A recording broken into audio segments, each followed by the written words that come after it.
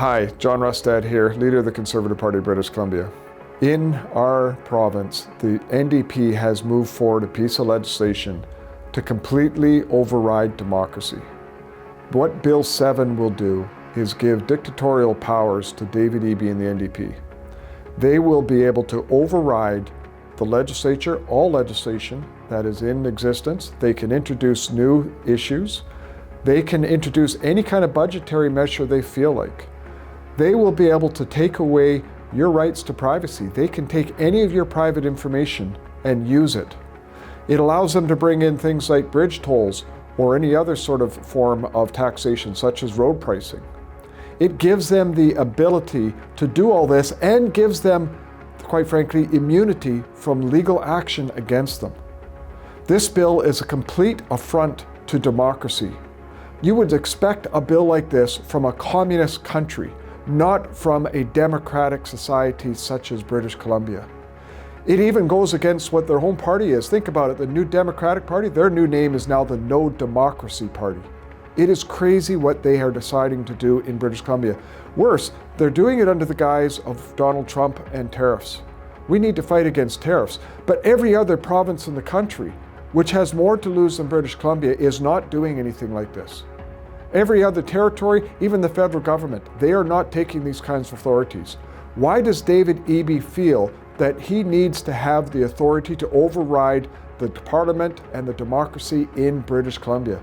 Why does he feel that he should have the right for 2 years to do anything he wants? It's called a Henry VIII clause, an enabling clause, that allows this government total and complete power and authority without having to go through the legislature. And if you're lucky, twice a year they'll report on what they're doing. This kind of authority is completely unprecedented. It is something that you would only imagine would happen, say, during a world war, when a country has to take dramatic steps to be able to defend itself. This is not that situation.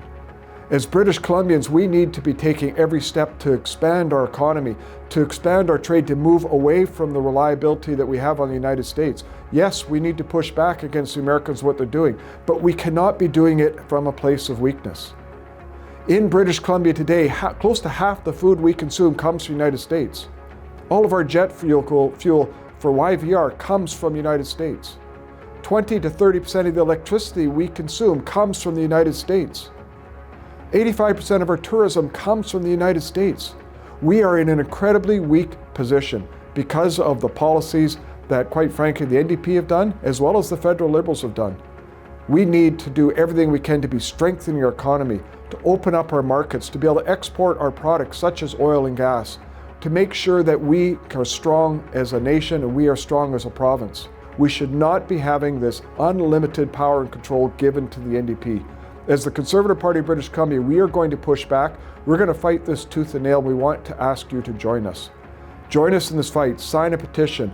Contact the local MLAs. Doesn't matter what the political party is.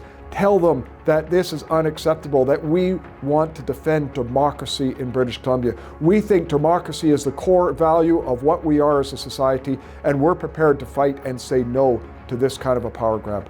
Join us and help us defeat Bill 7.